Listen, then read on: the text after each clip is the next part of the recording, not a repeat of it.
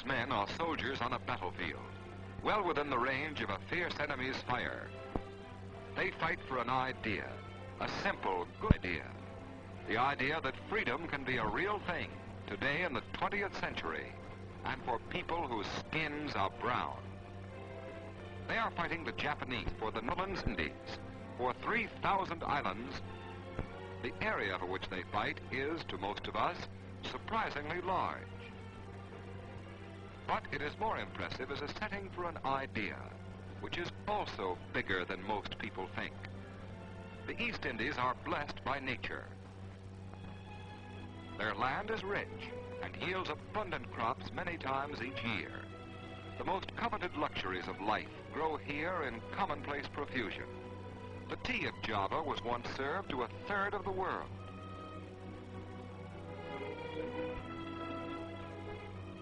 The staples of life are here too. Rice, to a majority of the peoples of this world, is another word for food. The sawas, or wet rice fields of these islands, can supply strength and nourishment to millions. In modern times, the discoveries of the Dutch agricultural scientists help to increase the yield obtained by the traditional methods. For tradition is strong in these people. Traditions that the Portuguese and French and Dutch explorers called savage when they first came upon the islands in the 15th century. But the Dutch have learned better since those days. They have learned to appreciate the sensitivity and culture of a people who are different from themselves. They have realized that these are highly civilized peoples.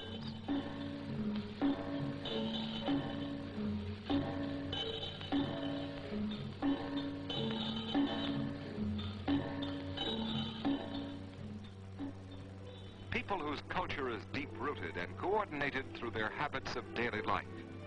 The beautiful batiks that are worn by the ceremonial dancers are also worn by the audience. They are local products made possible by a dyeing process known here hundreds of years before it was used by Europeans. The lovely designs are cut into everyday clothes for grown-ups and children alike. Every aspect of their life reveals the same influence of tradition. Their designs portray gods and goddesses, or evil spirits. For in ancient cultures like these, the arts are closely connected with religious forms that are even older. The flowers that are prepared so carefully are not for the dining room table, but for the temple altars. They were once part of a ceremony that has long since been erased from the minds of men. For while new religions have come in a rhythm set by various invasions from the mainland, the symbolism of the flowers became part of the people, and today is still an expression of their devotion. For the Indonesian is still living his tradition. His mythical heroes still inspire him to strength and spiritual dignity.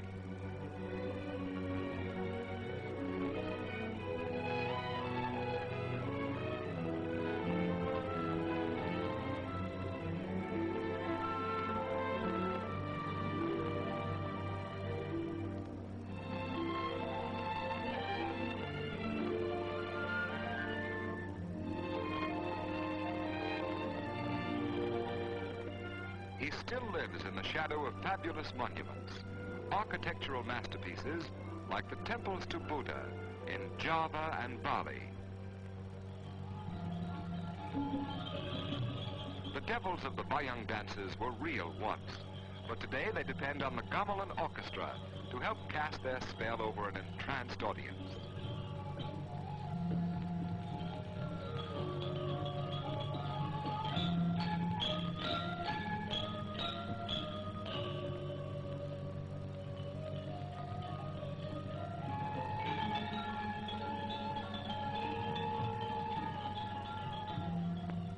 And in the art of the great dancers, it is hard to tell where tradition stops and virtuosity begins.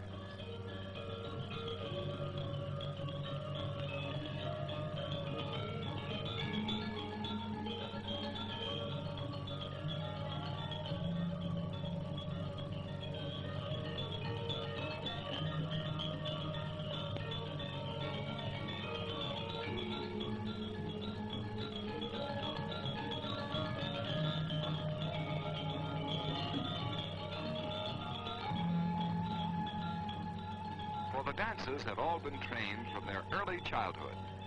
Each posture has its meaning, each grimace its significance. The dancers are much like priests of a special cult, passing on their skills and disciplines from one generation to another, down through the years. Down through the years in art and in living has passed the legacy of pride in a graceful, dignified way of life.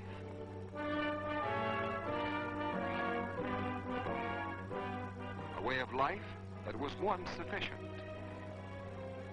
In a wild and incredibly beautiful corner of the world, in a land of volcanoes and other turbulent expressions of a rich and colorful nature.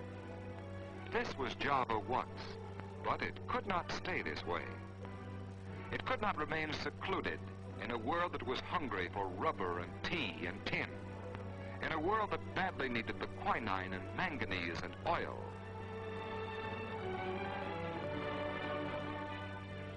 And so once again it changed with changing times.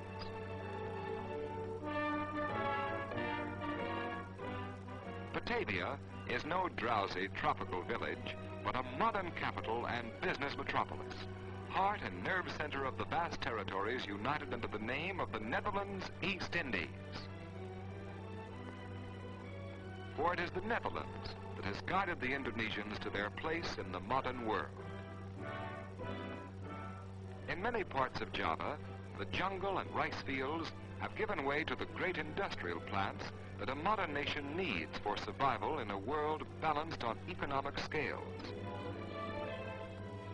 And the peoples of tradition have been taught new skills that would amaze and confound their craftsman ancestors. Skills that are prized and well paid by a machine-age world. Skills that can turn the raw commodities of the earth into useful articles. Skills that can win the rewards of weekly wages and improved living conditions. Only with these skills can man be master of the machine and make it work for the common good. Dutch craftsmen and Dutch engineers have brought the Indonesians up to date. But the people have not forsaken the land to work in the factories, for such migration may lead to economic slavery. By Netherlands law, not even Dutch settlers may buy the land that has been assigned to the people for growing their food.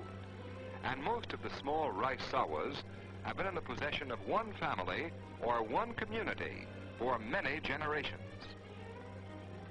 Not all of the agricultural activities of the islands are on this small scale.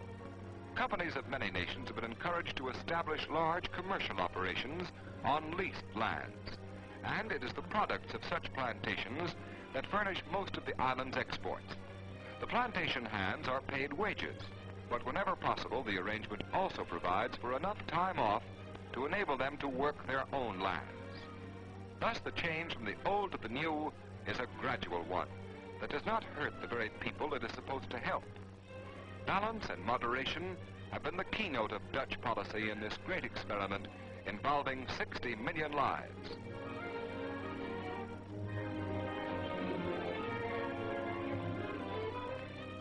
A visit to a typical Javanese community reveals that the old way of living has been preserved wherever it lends itself to modern conditions.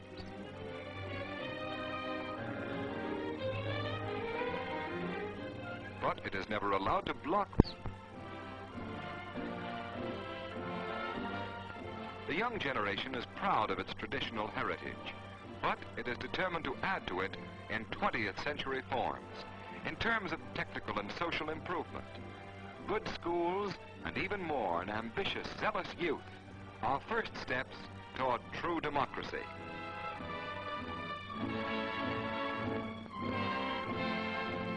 Their future, and the future of the idea of responsible government for them and their fellow millions. These are the reasons they have turned down the tinseled promises of the invader. That is what the war is about in the skies of the Malay Straits and the Java Seas. Hundreds of young Indonesians are flying with their Dutch, American, and British comrades in the planes seeking out the Jap invader. They are themselves products of an idea they are willing to die for. Their fight and the sacrifices of their allies on the oceans and in the jungles below will keep that idea alive.